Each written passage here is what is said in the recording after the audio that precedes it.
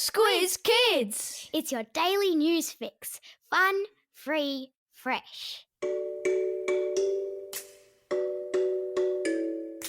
Good morning and welcome to Squiz Kids, your fresh take on what's happening in the world around you. I'm Bryce Corbett. It's Tuesday, December 15. In Squiz Kids today, look out Kiwis, here we come.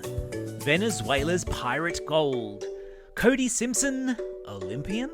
And the First Lady stands up for girls. That's what's making news, kids style. The Lowdown. Hello, Kiwi cousins, and brace yourselves for an Aussie invasion. As New Zealand's Prime Minister Jacinda Ardern yesterday confirmed, an Aussie-Kiwi travel bubble was on the cards and could be a reality by March next year. International borders have been closed here in Australia for months because coronavirus, meaning no one has been allowed to travel overseas except in exceptional circumstances. And while that's done wonders for sales of camping gear and caravan park bookings around the country, Aussies do like hopping on planes and visiting countries near and far.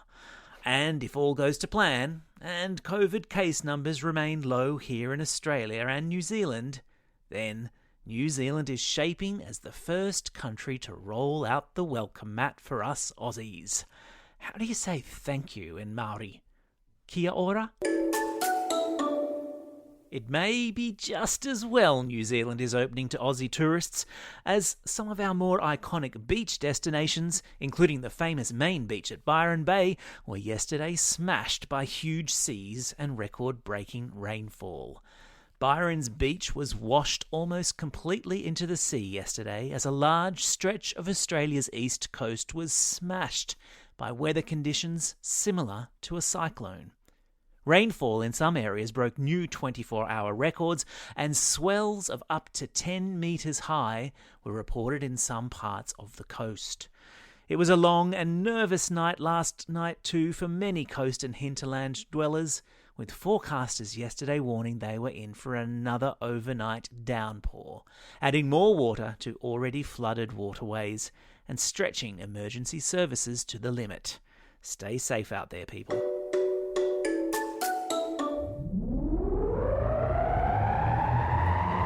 Spin the globe. Each day we give the world globe a spin and find a news story from wherever it stops. And today we've landed in Venezuela, in South America, where locals in a fishing village have been digging up the beach and uncovering all sorts of treasure. It all started back in September when a local fisherman found a gold medallion in the sand, sparking a 3-month treasure hunt by his neighbours, who have since turned up hundreds of pieces of gold and silver jewellery and even gold nuggets. Rumours were rife that the booty belonged to a pirate's treasure chest that had washed up on shore, but experts have since examined the jewellery and concluded it has much more modern origins, most likely coming from Europe, and it was most likely created in the last couple of decades. So, there goes the romantic pirate theory. Still, the mystery remains of where the treasure came from, who owned it, and how it came to be washed up on that particular beach. For the villagers, who don't have much money because their country is in deep crisis, it's fair to say Christmas has come early, and good luck to them too.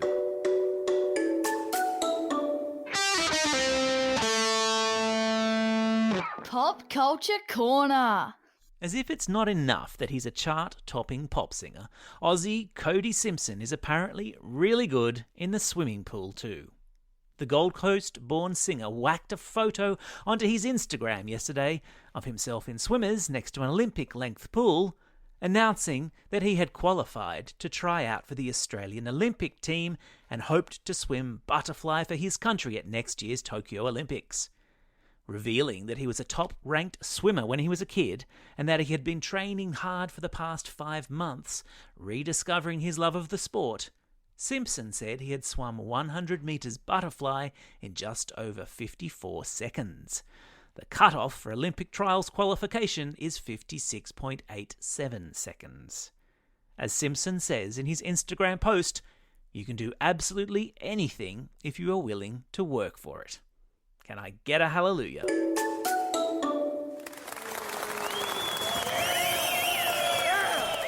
Squiz Kids salutes. On the subject of inspiring social media posts, the incoming First Lady of the United States, Dr. Jill Biden, has taken to Twitter to remind little girls and women of the world that they too are capable of great things.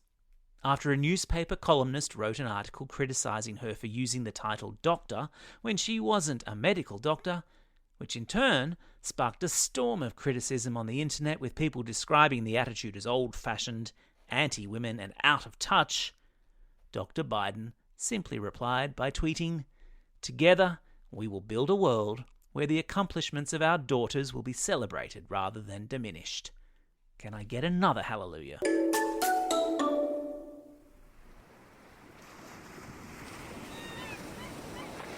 Ah, yes, the smell of sunscreen, the tiptoe dance across burning sand.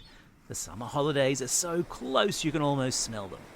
Also close is the bunch of summer programming we have in store for you all, starting this Friday with the first annual Squizzy Awards. Which news story from the year just gone will win the Squizzy for the weirdest story of the year? And which one will win the Squizzy for the smelliest story of the year? Will it be the emus who pooed on the pub floor, or the lion tamer in Germany who sold lion poo in jars? Tune in Friday to find out. And otherwise, subscribe to Squiz Kids in your preferred podcasting app to make sure you don't miss out on any of our programming over the summer ahead. Time for the quiz. This is the part of the podcast where you get to test how well you've been listening. Question number 1. Which neighbouring country looks likely to open a travel bubble with Australia?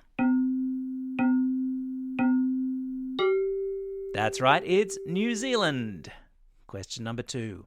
In which country has a fishing village been on a very fruitful treasure hunt? You got it, it's Venezuela. Question number 3. Name the Aussie pop singer who's pretty handy in the pool as well. Yeah, it's Cody Simpson.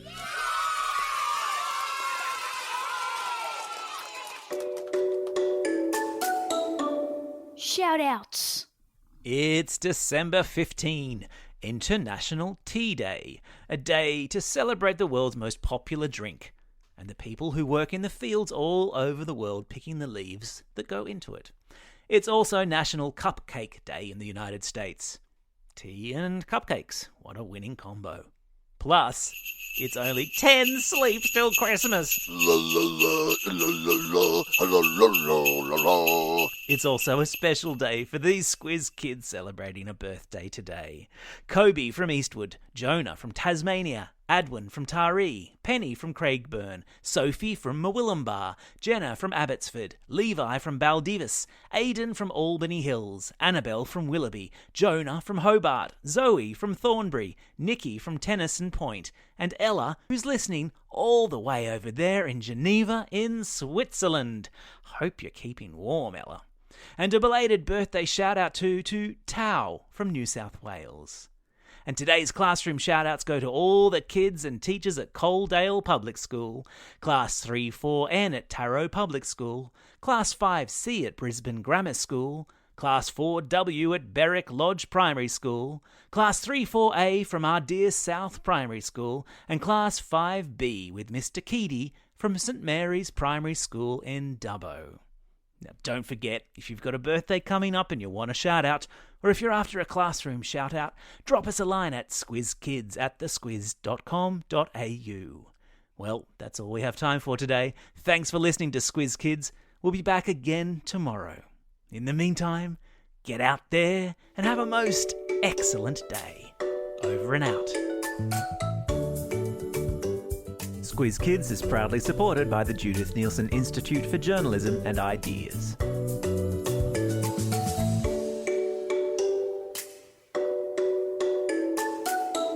Squiz Kids! It's your daily news fix. Fun, free, fresh.